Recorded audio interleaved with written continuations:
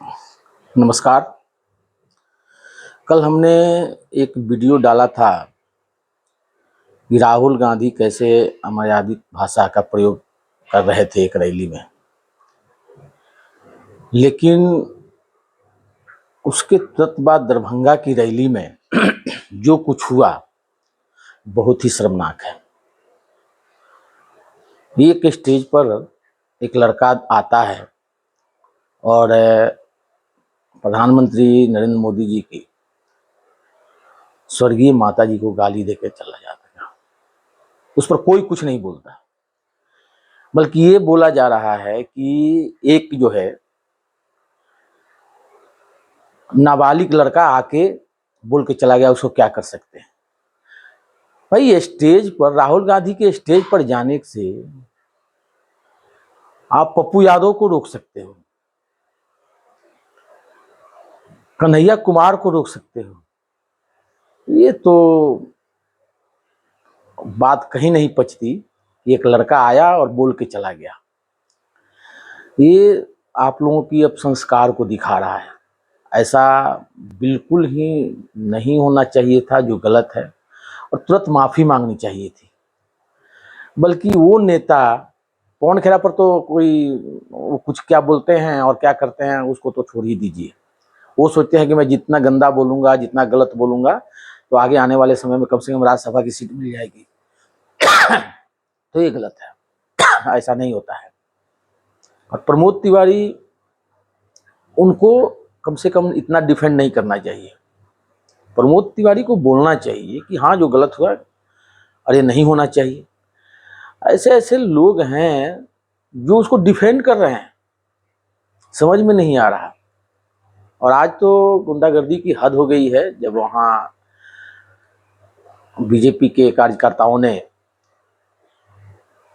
वहाँ रैली निकाली तो उस पर कांग्रेस के कार्यकर्ताओं ने पहले से गुंडे बुला के बैठाए हुए थे और लाठी को भजवाया है, जबकि उन लोगों ने पहले ही बोल रखा था कि कल हम प्रदर्शन करेंगे।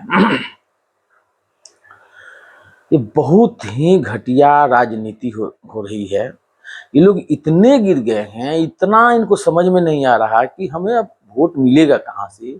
उनके दिमाग में सिर्फ एक ही बातें आ रही है कि हमको तो कैसे भी जीतना है, चाहे कैसे भी जीते।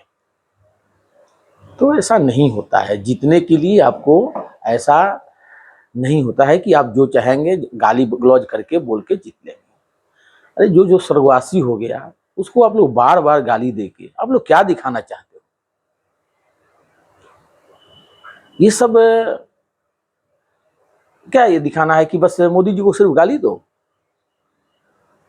एक धर्म को बांट दो और उस धर्म को सिर्फ यही सिखाओ कि बस मोदी जी को गाली देना है? अरे उसमें भी अच्छे लोग हैं।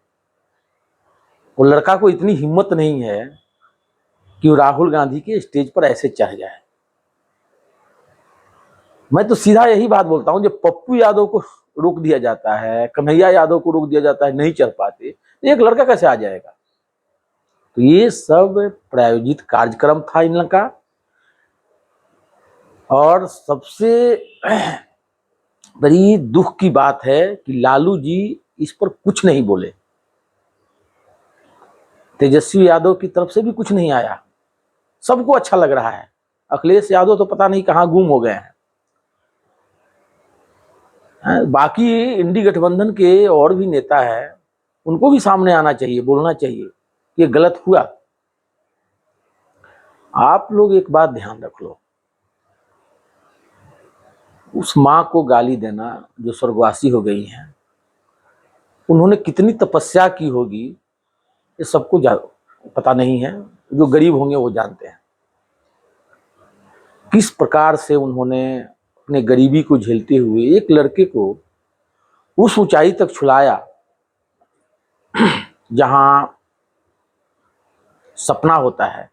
वो लड़का राष्ट्र के लिए समर्पित हो गया और आके एक देश का प्रधानमंत्री बना। देश का प्रधानमंत्री नहीं बना, बल्कि दुनिया का सबसे मजबूत राष्ट्राध्यक्ष है।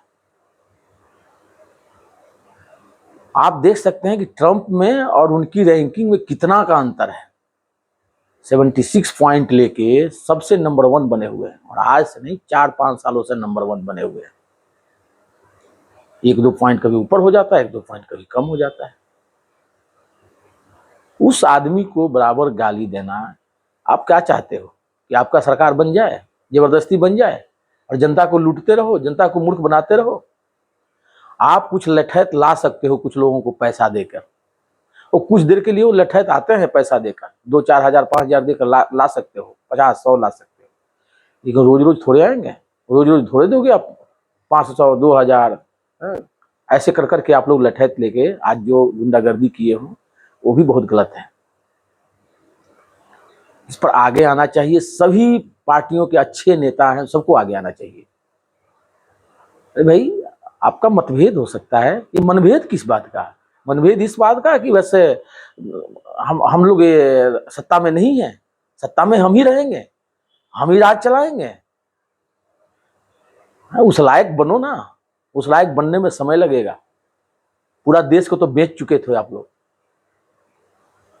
2012 की बात है, मैं जब यात्रा कर रहा था एक ट्रेन में, और उस समय AC 2 की बात है, उसका दरवाजा खराब था उसका टॉयलेट का, तो हमने यही बोला था टीटी से, आखिर ये क्या है जी, क्यों नहीं ये तो AC है। तो उसने यही बोला था कि रेलवे के पास पैसा नहीं, रेलवे तो डूबने वाली है। और वो गलत नहीं बोला था, हकीकत था। रेलवे की हालत क्या खास्ता थी सबको पता है। कई चीजें देश की हालत को कैसे बद से बदतर बना दिया था आप लोगों ने, फिर भी शर्म नहीं आ रही है। कभी गाली गलौज करना, कभी कुछ गुंडों को लेकर कहीं बैठा देना, कुछ को कहीं बैठा देना, रोहिंग्या और बांग्लादेशियों को आंदोलन के लिए बैठा देना, पत्थर फेंकवाना, यही सब काम करना है क्या आप लोगों को? भाई अभी भी समय है, सुधर जाओ। और नहीं सुधरोगे तो जनता तो सुधार ही रही है, लेकिन हर चीज का एक लिमिट होता है।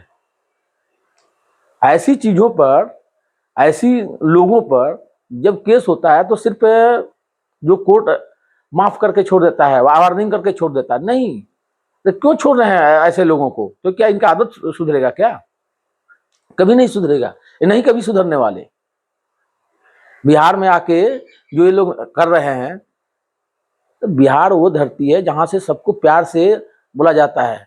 यहाँ तो आपका प्रयोग होता है, तुम का परसों प्रयोग कर रहे थे और कल गाली गलौज पर उतर रहे। और भी कुछ गाली बाकी है क्या? और कुछ गाली बाकी है तो वो भी दीजिए। आप लोग तो बेशर्म हो चुके हो। बेहाया बोला जाता है हमारे पूर्वांचल और बिहार में, बेहाया वो हो गए हो आप लोग। बेशर्म तो एक हिंदी शब्द है, तो उधर के लोगों के लिए भाषा बहुत आसान हो जाता है बेहाया। तो आप लोग बेहाया हो चुके हो, जिसको कोई शर्म की नहीं है। ऐसा क्यों कर रहे हैं आप लोग? किसी हद तक ठीक है उनको बोलना, चलो आप जो बोल रहे हो, चोर बोल दो, गुंडे बोल दो, लेकिन वो माँ को जो स्वर्गवासी हो गए उनको गाली देना कितनी शर्म की बात है। अरे एक चुल्लू पानी में डूब के मरो आप लोग, शर्म आनी चाहिए। बाकी मैं क्या कहना है कुछ नहीं कहूंगा। उस पार्टी के सभी अच्छे लोग हैं, उन सभी से बोलूंगा कि अभी भी समय है, इनको को सुधारिए, नहीं तो इनको मारिए बैक और चले जाइए दूसरी जगह, दूसरी पार्टी में जाइए जहां अच्छा है, अच्छा संवाद होता हो। धन्यवाद। जय हिंद, जय भारत। और मैं लास्ट में बोलना चाहूँगा कि इस चैनल को आप सभी सब्सक्राइब करें, लाइक करें और शेयर करें, कुछ लोगों तक पहुँचे।